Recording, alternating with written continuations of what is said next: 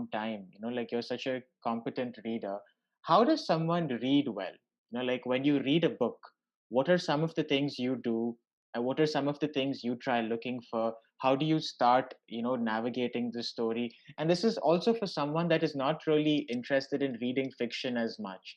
How would you build it up for them and give them some suggestions to get started on that journey? I think this is the most interesting part of the podcast so far for me, because I mean I can talk about fiction for hours, right? It's my favorite form. So I would say, see, it for me, the curiosity to read came out of the need to become a writer. I think mainly, like what I mean is, my reading evolved because I wanted to be a better writer. So I started reading things closely, right? And because I did not have a background in literature, also. One second. Yeah, no problem.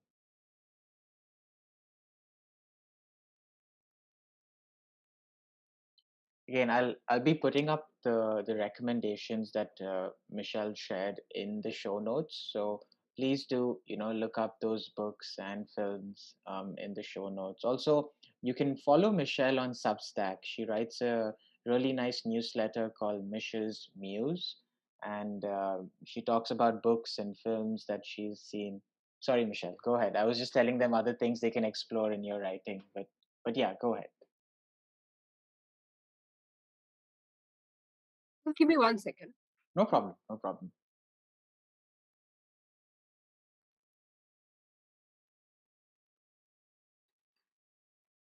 Sorry, while Michelle's just okay, Michelle's back. That's awesome. Yeah. I'm back. So sorry about Sorry, that. Michelle. Um, Can we yeah, go 10 minutes about the time we've scheduled for this, Michelle? yeah, I yeah. I, Sure. I don't want to take too much time from your day as No, well. no, no. Sure. It's Perfect. fine. Let's. Yeah. Yes. So, as I said, see, I evolved as a reader because I wanted to be a better writer. Okay, and because I did not have a background in literature, I had to learn by basically practically seeing its application on in the text, right? So, for example, as you said, every character has a different voice. I wanted to see, for example, how does a writer do that, right? And I could only do that by seeing examples. So, for example, what I did was. Um, because of the internet, because of opening up of all these connections, I just reached out to writers. So when I would read the book, and of course if they're alive, and I read contemporary work, so I pretty much, most of the writers are alive. I would reach out and I would just ask them questions. So that's how my journey with interviews started, actually. So I would just ask them questions about the craft, and I would be like, how did you do this? Basically I was trying to learn. Okay, and that was the aim behind it. I was very curious about these things, and these questions kept running around in my head, and I thought, okay, why not ask them? What were They were some of very those questions that you asked them? so for example, the first author that I interviewed was this African writer called Tendai Huchu, and I'd come to know of his work through a magazine. So we were published in a magazine together. And I read his book, and I found it very interesting that he had certain icons in the book, right? So you have the text, and then he was trying to explain the game of Pac-Man, the game we used to play back in our days, and there were these actual icons of the Pac-Man there. I found it very curious, very interesting. I thought, okay, I wanted to know, for example, what was his editor's reaction? Did you just was it something that was welcomed? Right, because I wanted to know that apart from text, can you add other things if you were trying to show, for example, now we have GIFs, we have emojis. How do you portray that on paper? So I mean, my doubts could be anything, but I felt like if I asked them, and if they probably gave me a reply, I would be satisfied with that. So my interviews are usually very long, and it's kind of like the authors are just like, oh my god, Michelle, shut up. But I ask them whatever I want to, kind of like, I'm curious about, for example, is it maybe from their life? I mean, if it's a probably a painful traumatic experience they're writing about, is it something they've experienced, or it could be anything. I was just curious to get the answers.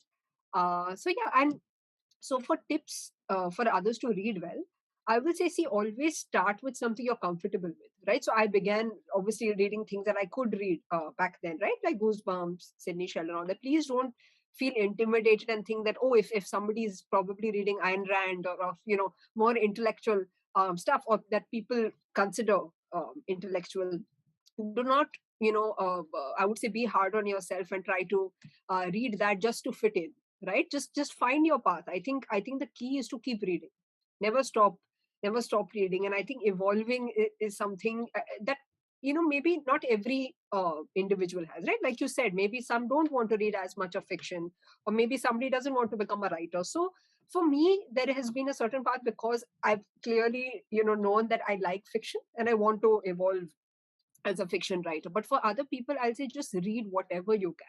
Don't have this kind of mindset where you can only read certain things. That is the biggest drawback, I feel. Where you constantly judge the kind of writing, where you think, okay, this is not the kind of work I would be interested in. Sometimes you'll be surprised what things really, what you learn, right? So I remember this experience from college. I was doing my MBA, and I didn't pretty much like most of the subjects, but then we were encouraged to write papers. So they said if you have research papers, it adds to your credentials. So I remember doing a paper, researching for a paper. I wanted to focus on creativity and actually through education. Okay, so the reason I'll tell you why is because we had a lot of group activities, right, where they would group us in 5 to 6 people. And it almost always happened that they would stereotype a person. Like they would say, oh, Michelle, you're the quick one, you write this down. You are the organized one, you write all the points down, or whatever. And you're the creative one, you think of ideas. You're the logical one, you come up with the numbers. And I always felt like, why? Like, how do you know I'm just this? I could have other abilities. And I felt that was very stifling. So what I did was I did a little bit of research, and I found it very like the things that I came across were very interesting. I don't think I would have come across them had I not read those books. So I read books about learning. I read books about, there was a book called The Woman Who Changed Her Brain.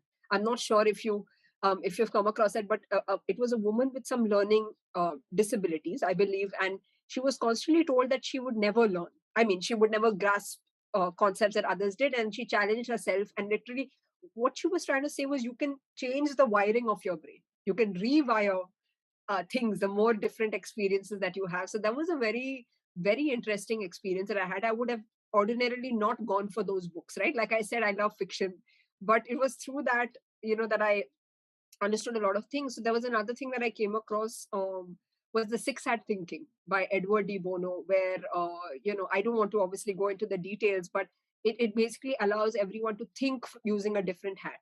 And I think that allows people to see that there are different sides to yourself also. So yeah, so I would say be open to other genres. That will definitely help. For example, let's say food writing, right? You might not, I mean, it might not be something you naturally pick up, but if you read other things, it sometimes gives you ideas that would ordinarily not come to you.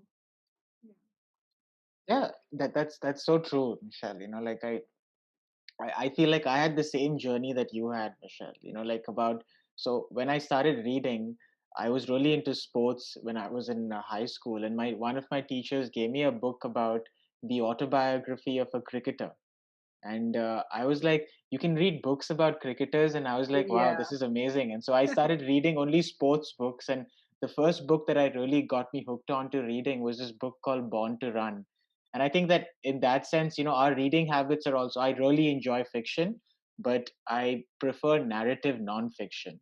Like a Yeah. story created around, even historical fiction is something I really enjoy. But like even that relationship to authors, Michelle, building on just what you said, like I struggled a lot with Shakespeare. We do Shakespeare very briefly in high school, in the school system that both of us were in. But you know my relationship to Shakespeare changed when two things happened: when I learned more about him, okay, number one, and when I saw his writing in performance. Because somebody told me Shakespeare was written to be performed. And also the language, I think there were three things. It was, so when he wrote, in the time that he wrote, Latin was actually the more popular language, right? And he was writing in a language that was not as popular. So he was actually someone that was not very recognized in his time, right?